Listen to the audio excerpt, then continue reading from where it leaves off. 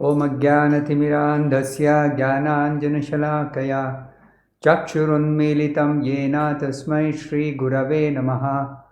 Nama Om Vishnupadaya Krishna Presthaya Bhutale Srimate Bhaktivedanta Swaminiti Namine Namaste Saraswate Deve Gauravani Pracharine Nirvishesha Shunyavadi Paschatya Deshatarine Jaya Shri Krishna Chaitanya Prabhu Nityananda Shri Advaita Gadadhara Srivasadi Gaura Bhakta Vrinda Hare Krishna Krishna Krishna Hare Hare Hare Rama Rama Rama Hare Hare. So we were discussing about Jnana Yoga, the yoga of knowledge, which means through cultivation of knowledge, one tries to establish one's relationship with the Supreme. Yoga means relationship with the Supreme, and Jnana means knowledge.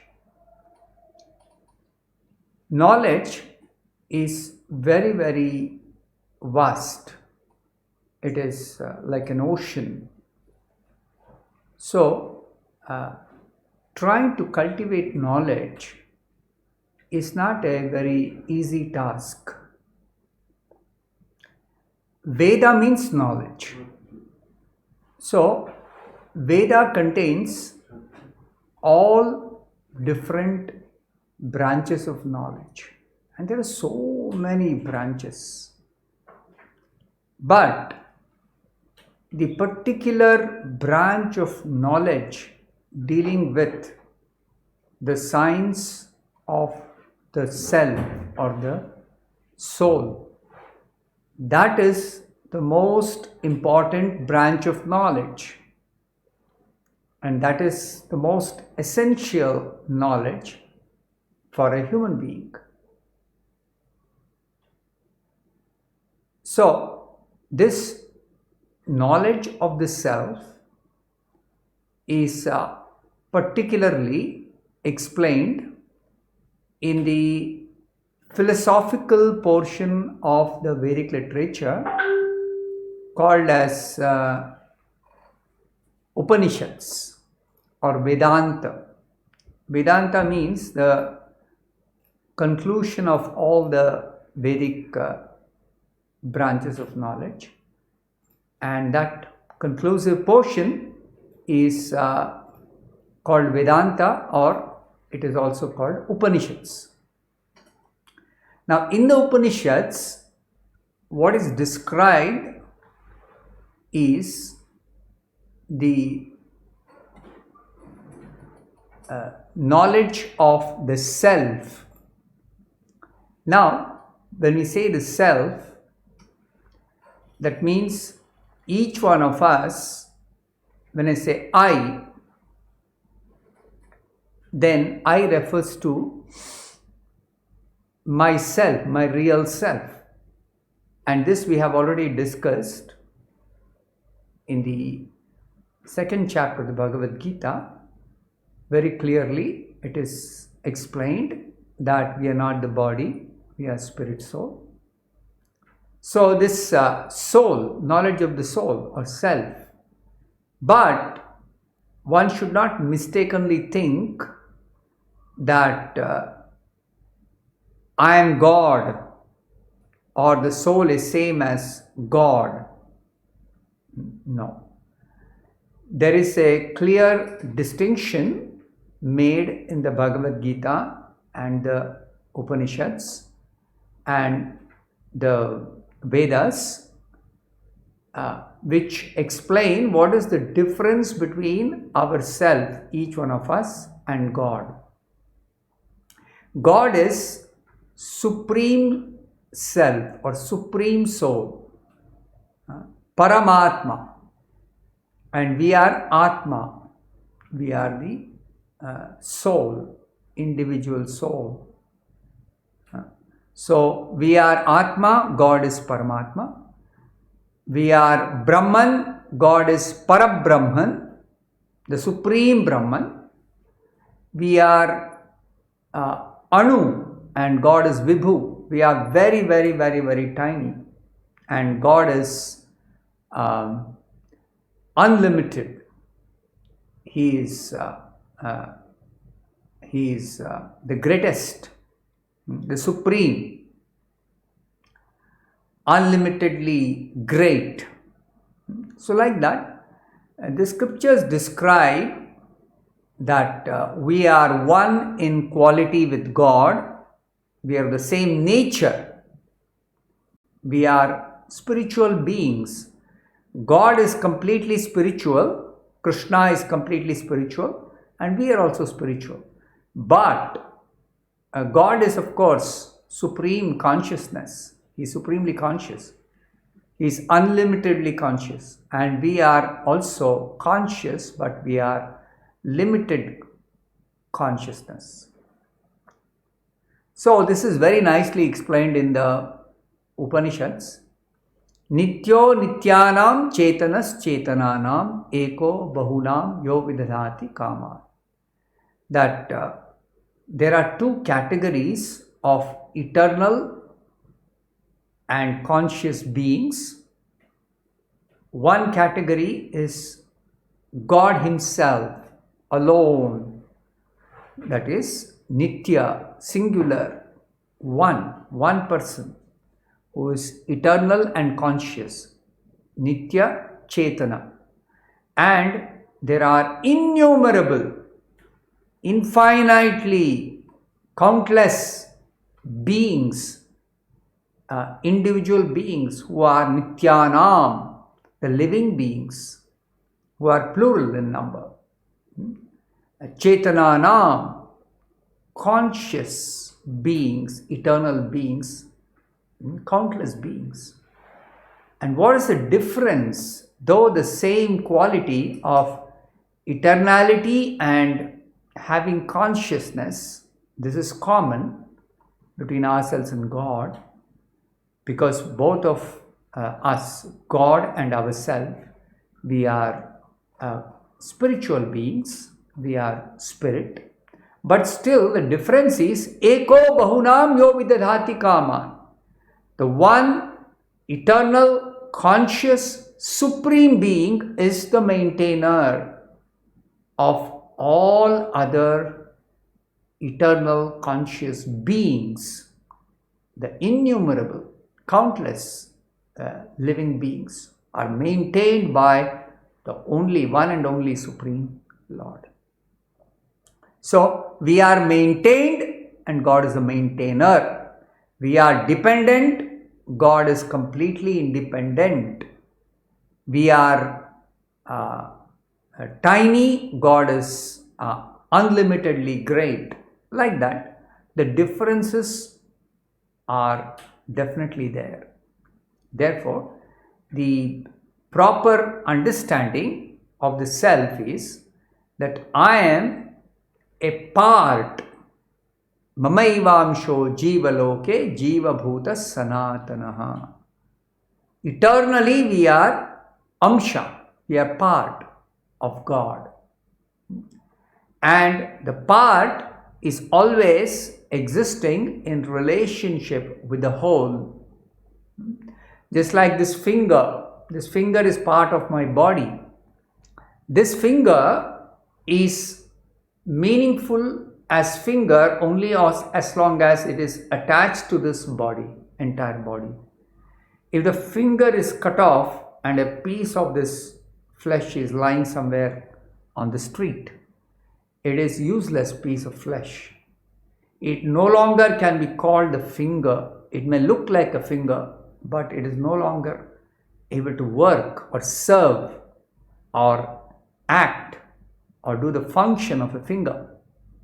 Similarly, we are eternally part, and part is related to the whole in the way that a part serves the whole. Always. Part is always serving the whole. Now the part cannot become the whole. Just like people say, I want to become God. No, you cannot become God. You can never become God. God is always God. You are always a tiny part of God, the spirit soul, individual tiny spirit soul. So we can become godly. We can become spiritually conscious beings. Right now we are materially conscious because we have forgotten Krishna, we have forgotten God, we have forgotten our own spiritual nature, and we think only in terms of our material body or material mind or material intelligence. So we think in terms of material consciousness. Our consciousness is material. But we can spiritualize our consciousness. We can understand our spiritual nature, realize our spiritual nature. And we can also realize God, God's spiritual nature, God's spiritual personality, God's spiritual qualities, His spiritual opulences, everything spiritual about God we can realize. But there is a process. That is exactly the process of yoga. The process of yoga, when we cultivate knowledge, we have to accept knowledge from an authoritative source. Some people think that by using one's own intelligence, one can actually try to discover, understand, or figure out God or figure out the self. They cannot. It is beyond their power of discovery on their own. Why? Because in the second chapter of the Bhagavad Gita, it is described the soul is inconceivable. Achintya. Soul is inconceivable. So that which is inconceivable cannot be discovered or cannot be understood by logic, by analysis, by one's own intellectual efforts, by mental speculation. There are many people who indulge in this mental speculation. What is mental speculation? They use their mind and their intelligence to actually study, analyze individually and collectively, and try to eliminate all the varieties or the known different things, and try to arrive at what is ultimately the truth. Just like they study the various varieties of the matter all around us. So they study and try to say, what is this? This is something which is not spiritual, but it is material. It is material. So absolute truth or ultimate reality is non-material. So they eliminate all material varieties by a process called neti, na iti, neti in Sanskrit. Not this, God is not this, or absolute truth is not this, or ultimate reality or Brahman is not this. Like that, they go on eliminating all material varieties. And after eliminating material varieties, they expect that we will come to discover, or we will find out what is the ultimate truth or ultimate reality. Now, the varieties are so many, that after millions of lifetimes, they may not be able to study everything in this creation and eliminate all material varieties.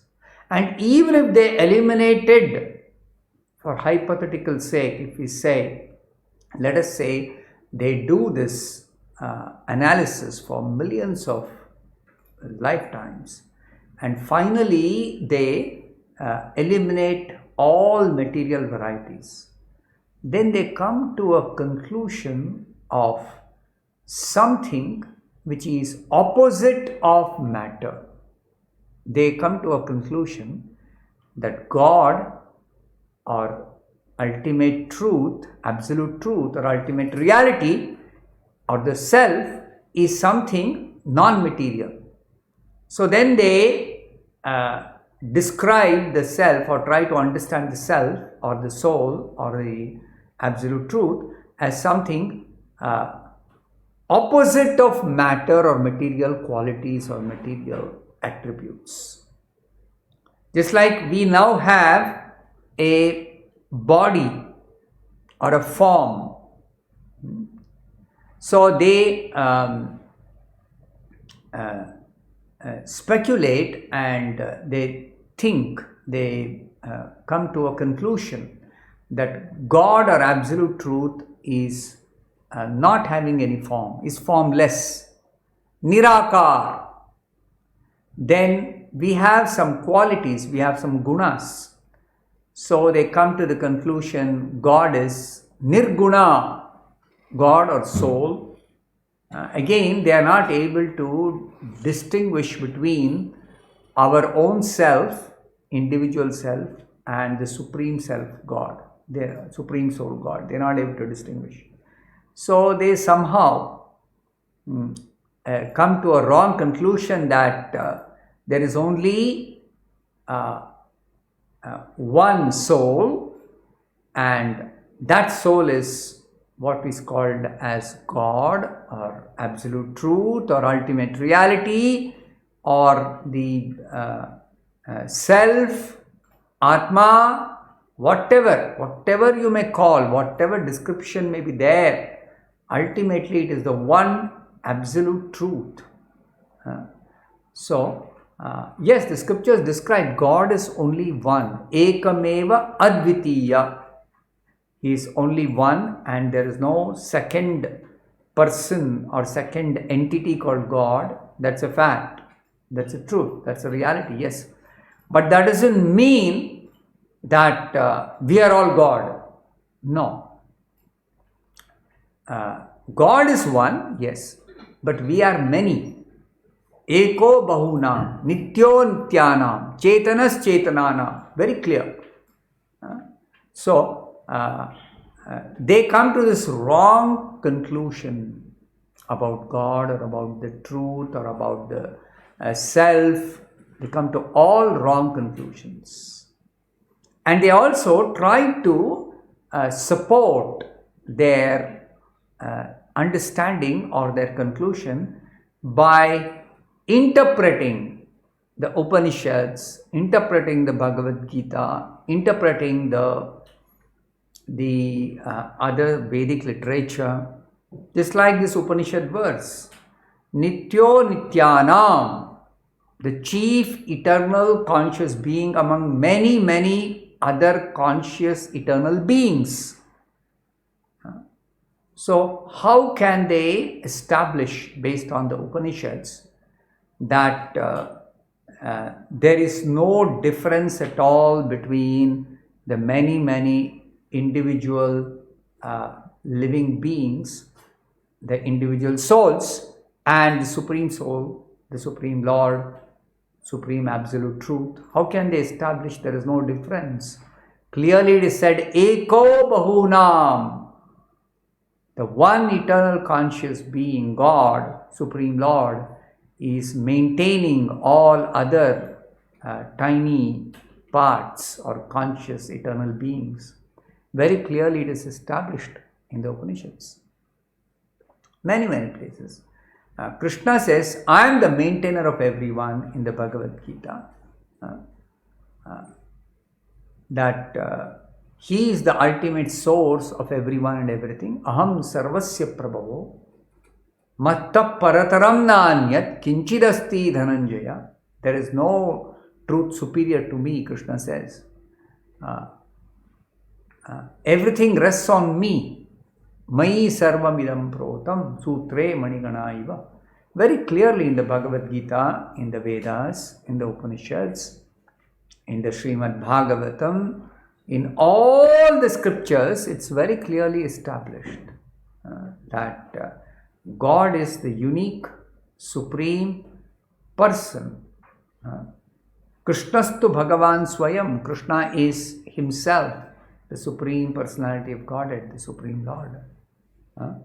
And Arjuna also, in the 10th chapter of the Bhagavad Gita, he establishes, Krishna, you are Param Brahma, you are the supreme Brahman, because we are all individually known as Brahman, or spiritual by nature. Spiritual nature. We are of spiritual nature. And Krishna is supreme Brahman, Param Brahman. Param Brahma, Param Dhama. Krishna's abode is the supreme abode. Again, Krishna in the Bhagavad Gita says, Yad gatva na nivartante tad dhama paramam mama. My abode is the supreme abode, having gone where one never returns to this material world of repeated birth and death. So, very clearly, Krishna's abode is distinctly different from our present planets or universe in which we are living now. It's very clearly different, distinctly different. Param Dhama, Pavitram, Paramam. Krishna is supreme pure because he never becomes affected by any material contamination. What is our position? We are subject to material contamination. We are pure spirit in our original position. But if we desire to be independent of Krishna, if we want independent existence, then we become materially contaminated. We become materially conditioned. We come in the clutches of the material energy by whom we are influenced through the three gunas, three modes of material nature influence us. So, we are always subject to this, whereas Krishna is never subject to any control. He is the supreme controller. Pavitram Paramam, he is supreme pure. Purusham Shashwatam, he is eternally the person, supreme person. Divyam, he is the transcendental person. Adidevam, he is the origin of all the devatas. He is the origin of all the demigods. The different universal administrators, beginning from Brahma, so many, 33 crore, 330 million devatas, all of them are responsible for the universal administration under the Supreme Lord Krishna, under his control. So he is the origin of all the devatas, Adidevam, Ajam. He is eternally unborn.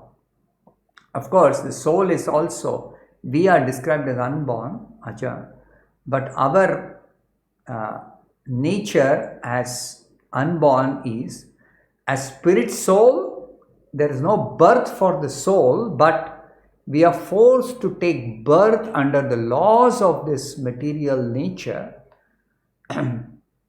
We are forced to enter a material body. Whereas when Krishna comes to this world, he comes from the spiritual world, he comes from his personal abode, from his Goloka Vrindavana. He is not forced to take birth. He chooses. He chooses his devotees to appear in this world. He chooses Vasudeva and Devaki as his parents, and they are his devotees. And he appears in his a spiritual form, Satchidananda Vigraha, transcendental form. His body is completely spiritual. So, Krishna's form is not material. Neither when Krishna comes to this world, he accepts a material form. Now, why I am telling all this is to help you understand that knowledge of the self is not possible to be obtained by one's own efforts, either individually or collectively. Different intellectuals or intelligent persons or philosophers, they may put forward so many different philosophies. They may be able to even argue in favor of their understanding, but that is inconclusive. In the Vedanta Sutra, in the Mahabharata, everywhere it is told argument and logic cannot be conclusive. Tarko apratishtaha.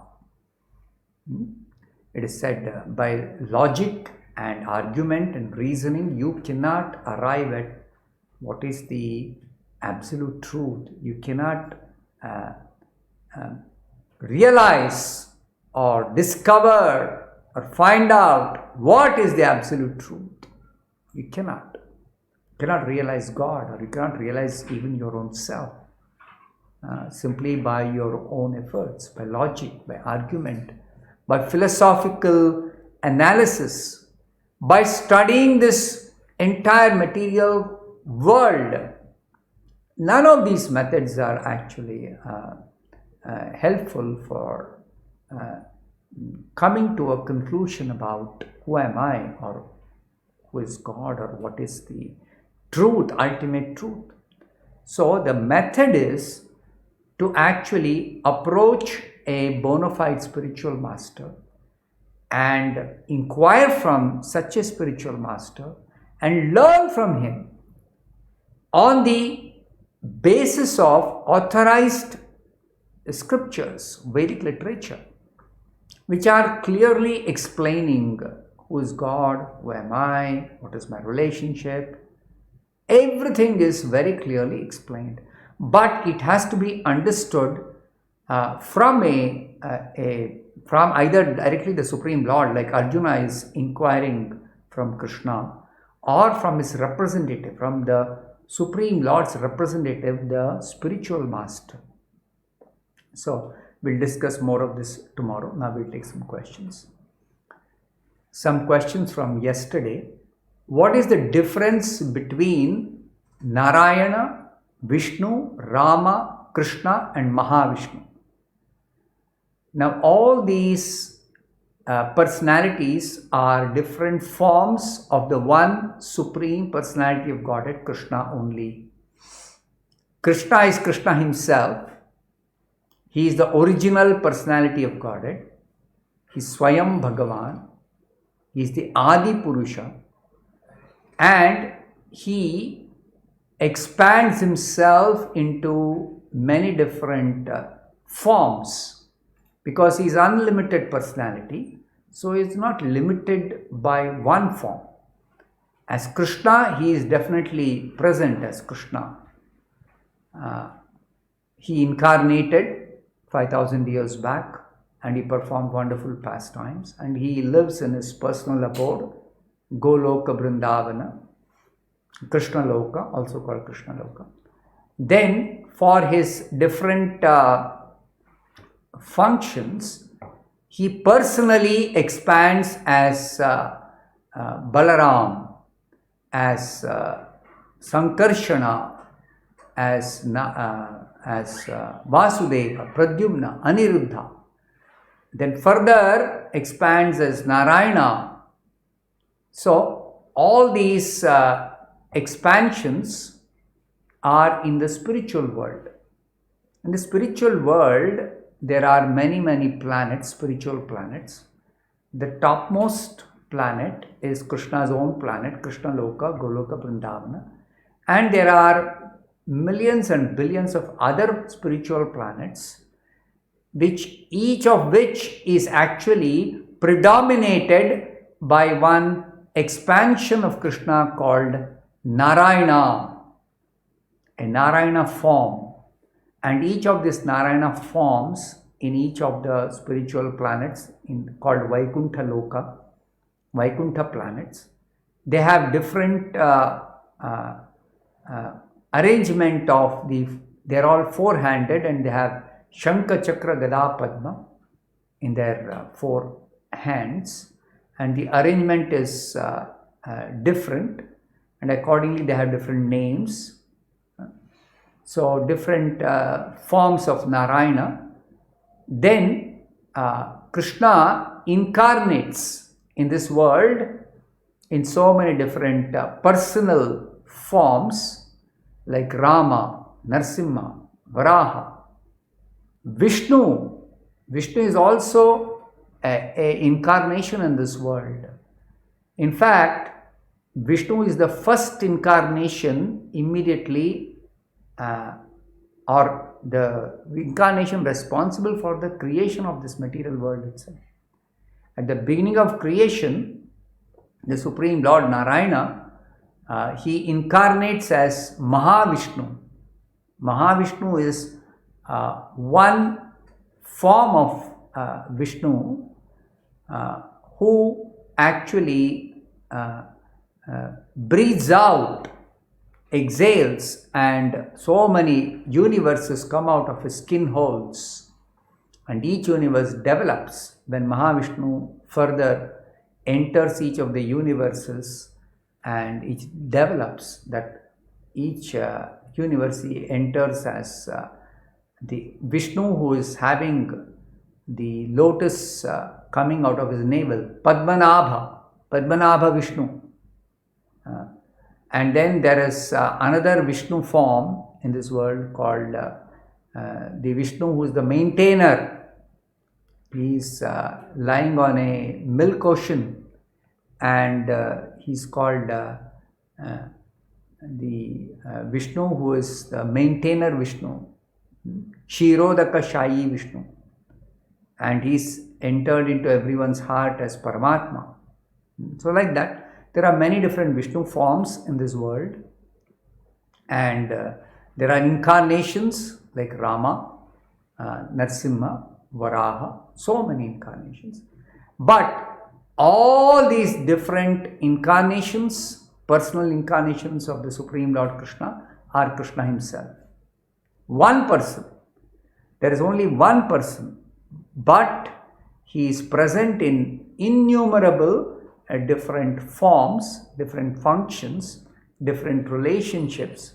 He has got each incarnation or each form of the Lord has got their own devotees, and they have their activities which are very, very unique. They have their specific transcendental form. They have their specific relationship with each devotee. They have many, many devotees.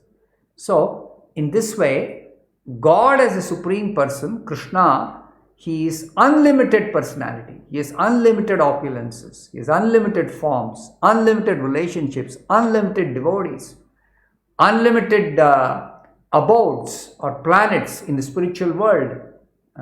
So like that, this is the understanding of God from the Srimad-Bhagavatam especially. Next question. Buddhi Yoga means working for Lord or working for Lord's satisfaction. What if mother serves a child considering her son as part and parcel of Krishna? Is she practicing Buddhi Yoga, doing Buddhi Yoga? Yes, the duties are performed as devotional service to Krishna, because by doing our duty as devotional service to Krishna, we are able to advance spiritually. We are able to advance spiritually. Otherwise, whatever we may do, we are entangled in this world.